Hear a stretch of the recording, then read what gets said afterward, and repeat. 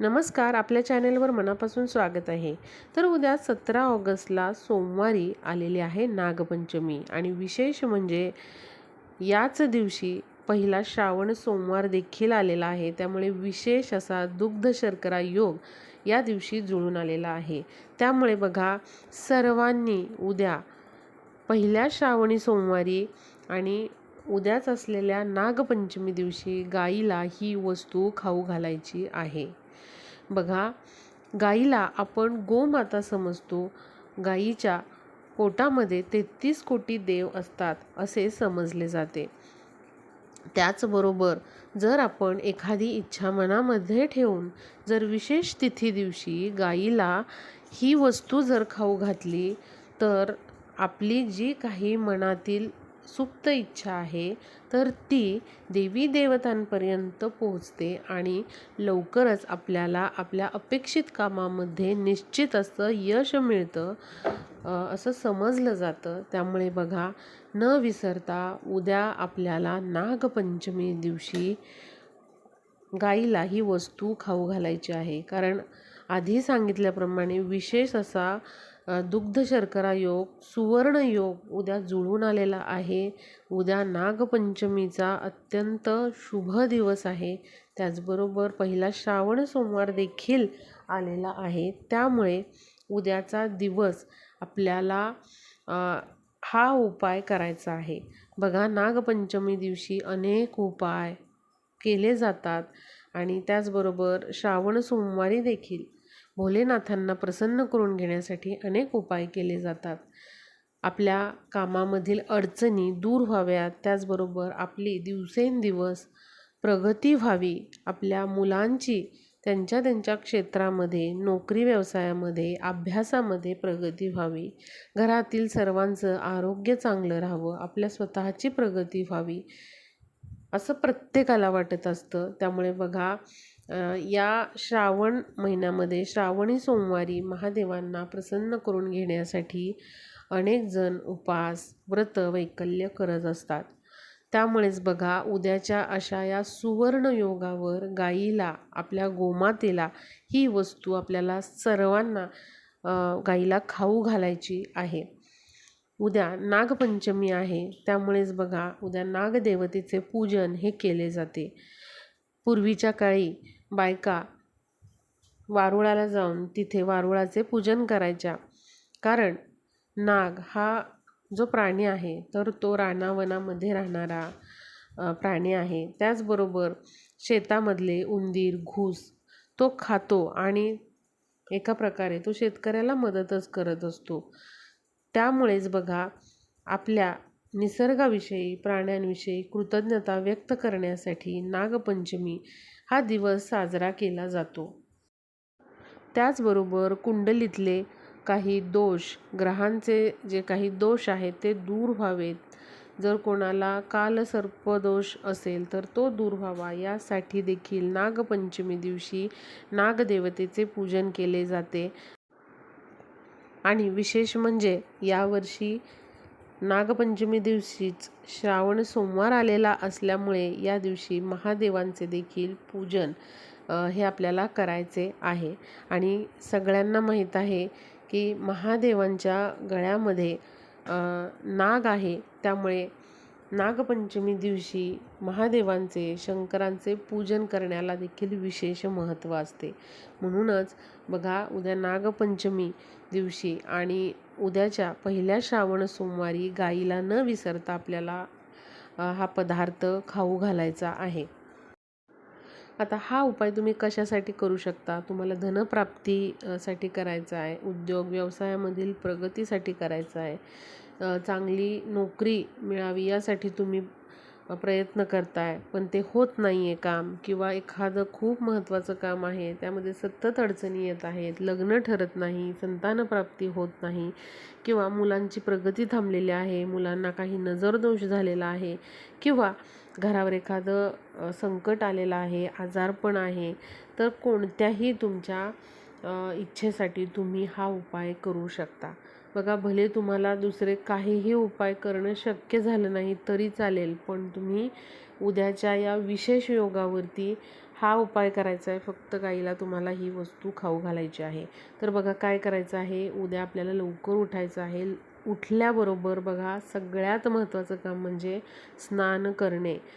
अंघोळ न करता कुठलंही काम करू नका. जर तुम्हाला अशी सवय असेल तर बघा उद्याच्या दिवशी तरी हे पाळा. तुम्ही लवकर उठण्याचा प्रयत्न करा आणि पहिल्यांदा आपल्याला स्नान करायचे आहे. स्नान करताना आपल्याला केसांवरून अंघोळ करायची आहे, केस धुवायचे आहेत. महिलांनी पुरुषांनी दोघांनीही लक्षात ठेवायचं आहे. घरातील मुलं असतील लहान मुलं तर त्यांना देखील आपल्याला डोक्यावरून अंघोळ घालायची आहे आणि केस त्यांचे देखील धुवून घ्यायचे आहेत.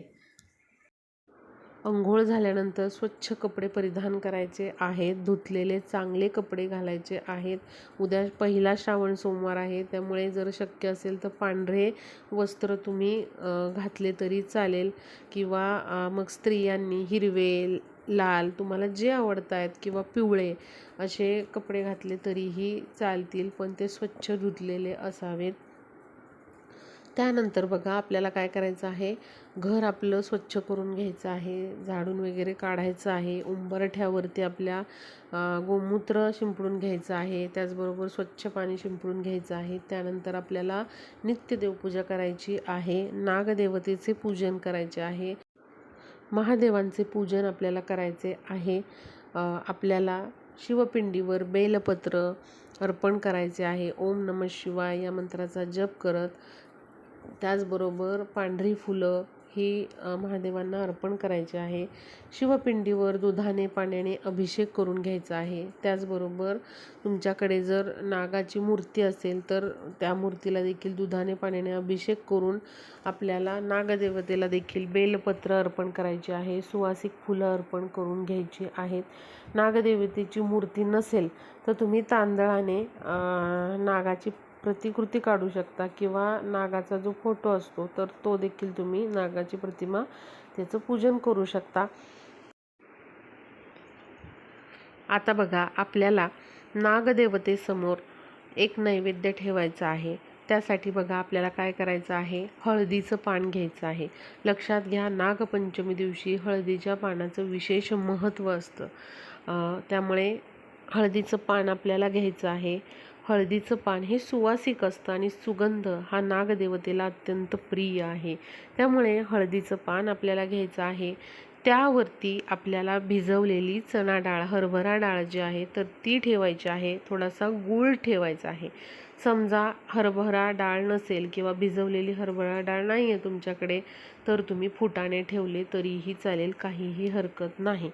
तर अशा पद्धतीने फुटाणे किंवा हरभरा डाळ जी आहे तर ती आपल्याला त्या पानावर ठेवायची आहे. गुळाचा छोटासा खडा त्यावर ठेवायचा आहे. थोड्याशा लाह्या ज्या आहेत तर त्या आपल्याला त्या हळदीच्या पानावर ठेवायच्या आहेत. आणि त्यानंतर बघा आपल्याला काय करायचं आहे, तर दुर्वा घ्यायची आहे. दुर्वा ही देखील नागदेवतेला अत्यंत प्रिय आहे आणि त्याचबरोबर गणपती बाप्पांना देखील दुर्वा ही अत्यंत प्रिय आहे. कारण दुर्वा म्हणजेच गवत असते आणि नाग किंवा साप हे गवतामध्ये, पाना फुलांमध्ये राहत असतात. म्हणून आपल्याला दुर्वा घ्यायची आहे. दुर्वा ही 21 दुर्वांची मिळून बनवलेली जुडी असावी.